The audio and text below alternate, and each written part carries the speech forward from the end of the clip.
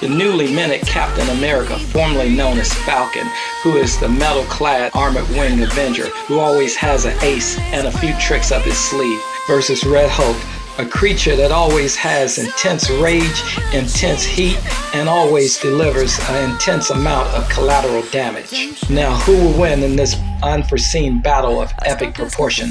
That's what we're going to find out today in this edition of Pete's Art Talk Movie Talk. Let's get into it. Basically, bottom line, Captain America holds himself in this movie, and basically, bottom line, why you should come out to the theater and check this bad boy out in this edition of Pete's Art Talk Movie Talk. So come on, we gotta get into it. Let's go. All right, guys, I just left the theater. Normally, I talk about, pretty much my Art Talk Movie Talk in front of the theater, but man, it is freaking cold today, and it snowed last night, and I'm not doing this thing in front of the theater. Here's what's gonna happen. I'm gonna go home, I'm gonna fix me a nice cup of hot chocolate, and then I'm gonna talk about it sitting at my dining room table. So yeah, we're gonna make that happen, all right? Got my snuggly hoodie, got the heater on, nice and comfy and cozy. Now, let's talk about it. Yep, Captain America, Brave New World. Wait, hold on. Now, I'm going to light my candle, and this candle is Fall Farmhouse. So I'm going to go ahead and light this because while we're talking, I want my house to smell like a fall farmhouse. Yeah, so there we go. All right, we got my candle lit. And so, yeah, we're going to talk about Captain America, Brave New World. Oh, yeah, and it's snowing like crazy outside. Do you want to build a snowman? Yes! So I'm going to build a snowman. We're going to make that happen. But anyway, back to Captain America's Brave New World. Okay, now I'm going to level with you. I went into this movie with, mediocre expectations. I go in thinking, oh man, with the same kind of adrenaline rush or whatever that I had when I wanted to see Endgame, Marvel Endgame or Infinity War. Back in the day, I was a big time comic collector. I still got, pretty much a few boxes and everything in storage right now with a few comics in it and a few valuable comics in my safe deposit box and everything. But let's be clear with this, with all the comic talk and everything, there's no way from a comic book level, it's no damn way Falcon's gonna beat the Red Hulk, okay, or any kind of Hulk, period. As a matter of fact, Captain America couldn't even take on the Hulk, and with the whole Incredible Hulk versus Wolverine thing, to me that was kind of a draw. But when Tony Stark was fighting the Hulk with the Hulkbuster suit, basically bottom line is he have to have pretty much, I'll probably say maybe 15 or 20 Hulkbuster suits on standby for each fight, or one Hulkbuster per fight or whatnot. After he was done fighting the Hulk, that thing is busted the crap and everything. And even during the fight, Veronica, which is the orbital satellite warehouse, had to fly down pieces to replace the parts that the Hulk was tearing off and ripping off and bursting and just screwing up and everything. It wasn't really a easy battle. In this movie, to me, he delivered. Well, the new Captain America, which was Falcon and everything, but he got upgraded and promoted, and pretty much he holds his own. And I can't tell you how the fight turns out, but, basically bottom line, he proves that he is, a formidable adversary to take on the Red Hulk and everything. And he fought strategically while doing it. And also, too, as you already noticed, I'm not giving any spoilers. I'm sure you already saw this during the Super Bowl and all this, during the advertisements and commercials there. Pretty much basically just made with vibranium from Wakanda, and it still has the Stark technology, but it's got the vibranium pretty much upgrades and also too technology incorporated into it. And also too, this isn't the same, the character played by Anthony Mackie pretty much as the new Captain America. He isn't the same guy who pretty much fought the Winter Soldier back in the day in the last movie, Civil War, and he isn't the same Falcon that fought Ant-Man and everything. You know, basically, he's well seasoned, he's grown up, and he's matured, and you can tell pretty much that he's gotten a lot of training from Steve Rogers, which was the old Captain America, and also too from watching the television show Falcon and the Winter Soldier, that he's gotten some training from Bucky Barnes, best friend, where they do their, you know, like arguing back and forth every now and then, but, you know, basically have their, you know, brotherly moments. Also too, when they really need to have each other back, and they're always there, ready to, you know, back each other up and just pretty much give each other support when they need it. He's gotten his training, he's well seasoned now, and pretty much basically he's ready to take on the mantle of Captain America. And pretty much now you're going to get a lot of mixed reviews, you know, online about this movie. You know, plain and simple, either you like it or you do not like it. But I'm going to level with you. Me, personally, I enjoyed it. And I'm going to tell you reasons why I enjoyed it, because this is a recommendation show. This isn't a movie review show. Basically, this is movies that I pretty much feel that you should go to the theater and see to get the theatrical effect and everything, or to get the full, you know, scope of going to the theater while enjoying your favorite treat, sitting in a theater chair with the IMAX speakers and all that, just the total ambience of the theater. Now, it's action, a lot of good action. It pretty much basically builds up, but the build up is short. It's not a long, drawn out build up before it gets to the action. Boom, you're in it. And then also too, I felt the storyline was pretty solid. It's pretty much basically, it's not cut and paste, and it unfolds the way that you would like for it to unfold, and it has a few twists and turns in it that, you know, you probably didn't see coming and everything. But what I really liked about this movie is basically it gave me those same vibes as Winter Soldier, and also to the Black Widow movie, where it had its espionage and its, you know, government COVID kind of, you know, pretty much storyline woven into it and everything. And that's just one of the layers that pretty much basically gave me some, you know, good overview in this movie. It was times when I was watching this movie that I felt like I was actually reading a Tom Clancy book.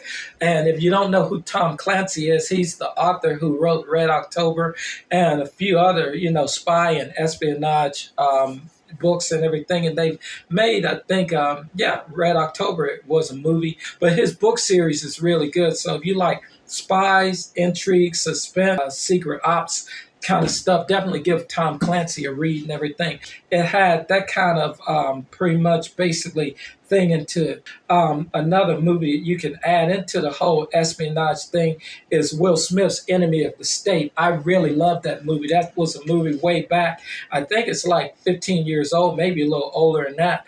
But if you get a chance, go back and watch pretty much Enemy of State. But it gave me those kind of vibes. And then also too, it brought back a few characters from the older movies and everything. Like pretty much, I suggest before you watch this movie over the weekend and whatnot, go back and watch the Incredible Hulk movie. That's the one with, I think, Liv Tyler. She's in it. Pretty much watch that and everything. And then also too, it has basically William Hurt as General Ross, who pretty much basically, rest in peace, Mr. Hurt, you will be missed. He played the character General Ross in the second Incredible Hulk, and he did an awesome job. And so as an actor and just a awesome person in general, from what I've seen in his filmography and film career, is basically he was a stellar actor and just overall good human being. And so rest in peace, Mr. Hurt. And pretty much the character General Ross, he's now been promoted to president, or he's worked his way up in his political career as president. And so, with that being said, Harrison Ford did an excellent job playing the politician. Ross, I don't know his first, yeah, Thunderbolt. He played the, political Thunderbolt Ross perfectly. Now, if I had to pretty much choose the best actor who played the character General Ross, I would have to give it to Sam Elliott. From the very first Incredible Hulk movie. I'm sorry to bring that movie up. I'm sure all of you have, washed and bleached that movie out of your mind. I wasn't a big fan of it. Is Sam Elliott, to me, played General Ross, who just walked right out of the comics into real life and everything. He encapsulated that character to the T. That was pretty much one of the only things, very few things that kind of had a redeeming factor about that Incredible Hulk movie. Pretty much back to the subject at hand is I like the political intrigue with General Ross, or excuse me, President Ross, and also too Sam Wilson, who's played by Anthony Mackie and everything. Like pretty much you already know this from the trailer where he wants to restart the Avengers. But it makes you wonder, does he really want to restart the Avengers? Or does he want his own particular group of superpowered thugs to do his bidding? So you really don't know what his agenda is with, wanting to restart the Avengers, since he was the one that started the Accords, which basically, bottom line, led up to the Avengers having a civil war within themselves in the first place and everything. And that was the Accords Treaty and everything, which means that the government had control and sanctions over what the Avengers can do and what they couldn't do. And he was responsible for that. And now Sam is wondering, okay, you was one of the ones who was against us. Now, all of a sudden, you want to start this program back. So you're wondering in this movie that General Ross, or, President Ross, excuse me, really changed? Is he really a good guy, or is he, just pretty much playing to get what he wants and everything? And so that's one of the things that I really liked about this movie. And then another thing that I liked about this movie is the pacing is really good. And it also, too, basically takes a few turns that you don't expect in this particular movie, which is good. And, of course, it's got your action, explosions, and gun firing and all that and everything. It has high-quality action. But what I like about the action in this movie is it has value. And this movie has a high caliber of actors in it. Like pretty much basically it has acting royalty in it. Not just Anthony Mackie, Harrison Ford, but it has some other heavy hitters too that's in this film as well that pretty much helped this movie unfold the way it's supposed to and everything. And also too, I got to talk about the Red Hulk. Now in this movie, pretty much they did change kind of storyline a little bit of how, Ross got the, treatment, the gamma treatments or whatever, which led to him becoming the Red Hulk and everything. Now, this is just me and my opinion only, because I noticed this in the movie and everything, that when he changed into the Red Hulk, it kind of reminded me of the extremity people from Iron Man 3, the lava people, whatnot, and everything. When they got overheated or they went into lava mode, is basically their veins would glow and their eyes would have this weird glow and their skin would turn this pulsating orange and yellow and everything. He kind of did that when he changed into Red Hulk. And when he changed also, his clothes just doesn't rip like Hulk. They pretty much kind of burn a little bit while he's changing and everything. And so to me, I can basically tie the research that led him into turning into Red Hulk is the Extremity program, mixed with pretty much the gamma research that the guy who turned into the leader did, pretty much mixing together to form the Red Hulk in general, which explains while he's red. So when you get a chance, go back and watch Iron Man 3 and then watch this movie as well. And you could definitely connect the dots with this. And that's what I like about Marvel is kind of like the Marvel movies is kind of like an adult Blue's Clues, where you have to connect the dots to a certain thing. They're not just going to give you dialogue to spoon feed you everything. You have to catch some clues and items as you watch movies to connect it with an old movie, Marvel movie that you saw back in the day or whatnot, and go, oh yeah, I remember that from this or that or whatever. But yeah, he does have characteristics to the Extremity people, or Dr. Killian's research, or Mandarin as he was called in the movie, which we all know he wasn't the real Mandarin like in the comics, but the cinematic version of the Mandarin, he did have a lot of those characteristics and everything. And so, all in all, pretty much, I think this movie is pretty solid, and it's definitely worth giving a watch. And like I said, I'm not paying attention to other people's reviews or whatnot. If I like something, I like it. If I don't, I don't. And if I didn't like it, I wouldn't be doing this movie recommendation right now. So, and everything, it gave me those Marvel vibes and tingles that I wanted. And it gave me the intrigue, the espionage intrigue, like I mentioned before. And pretty much, basically, bottom line, it is actually pretty good. Pretty much, definitely, that's all I gotta say in this movie recommendation. So it's definitely worth checking out. Let me see. Oh, good. My hot chocolate is worth drinking. So I've talked enough. My hot chocolate is cool. Yeah, that's perfect. Actually, it's a mixture of coffee and hot chocolate, so it's cooled down and I can drink it. And so pretty much, thanks for joining me in this edition of Pete's Art Talk Movie Talk. I truly enjoyed this one. And so with that being said, after I'm done with this, I'm going to go outside and make me a snowman. But I'm going to leave you with my little spill. If it ain't good, don't do it. If it's bad, don't say it. Take care, guys. Stay blessed. Stay awesome. I'll see you in the next show. Take care, guys. They'll be calling me.